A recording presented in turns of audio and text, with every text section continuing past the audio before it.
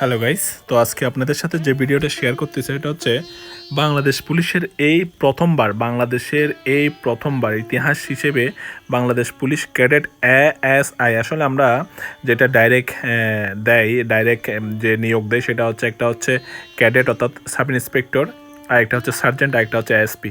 কিন্তু এই প্রথমবার বাংলাদেশ পুলিশের ক্যাডেট এএসআই নিরস্ত্র পদে নিয়োগ বিজ্ঞপ্তি 2026। তো এখানের যে মূল জিনিসগুলো আমি দেখাবো, কিন্তু অনেকে এই ধরনের ইয়েটা দেখার পর কিন্তু এগুলো বোঝা যাচ্ছে না, যার কারণে আমি আজকে ভিডিওর আকারে দেখাচ্ছি। এটা পিডিএফ ফাইল থেকে নিরস্ত্র আর সশস্ত্র তো আপনারা বুঝেন।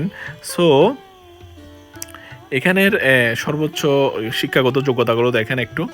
শিক্ষাগত যোগ্যতা এএসসি অথবা সমমানের পরীক্ষায় উত্তীর্ণ, কমপক্ষে জিপিএ 3.5, এইচএসসি অথবা সমমানের পরীক্ষা উত্তীর্ণ, কমপক্ষে জিপিএ 3.5 সমমান লাগবে। তারপর জাতীয়তা দেখুন, প্রার্থীকে অবশ্যই জন্মসূত্রে বাংলাদেশি স্থায়ী নাগরিক হতে হবে। বৈবাহিক অবস্থা হচ্ছে প্রার্থীকে অবশ্যই অবিবাহিত হতে হবে।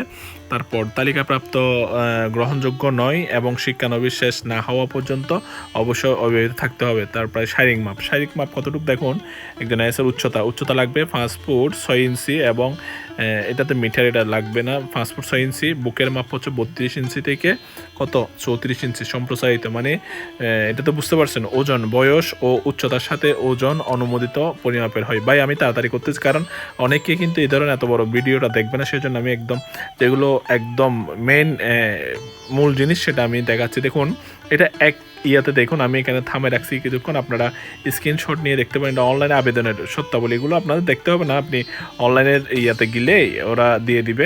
আমি যেটা মেন জিনিস সেটা দেখাচ্ছি। শারীরিক সমতা যাচাই পরীক্ষার প্রবেশপত্র, অ্যাডমিট কার্ড এগুলো লাগবে না।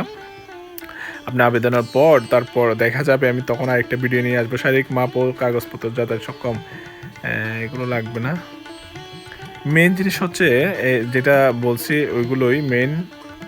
আর এখানে দেখেন দ্বিতীয় ধাপ, লিখিত মনস্তত্ত্ব কম্পিউটার পরীক্ষার দক্ষতা, প্রবেশপত্র, অ্যাডমিট কার্ড এগুলো তো যদি আপনি ভালো হন, তাহলে কি আপনার পরীক্ষায় বা একজন আপনি মনোনয়ন পাত্র হিসেবে বা এসআই হিসেবে ট্রেনিংয়ের জন্য আপনি সুপারিশপ্রাপ্ত হবেন আর কি। সো লিখিত পরীক্ষায় বিষয় ইংরেজি এবং বাংলা রচনা, কম্পোজিশন দেখুন।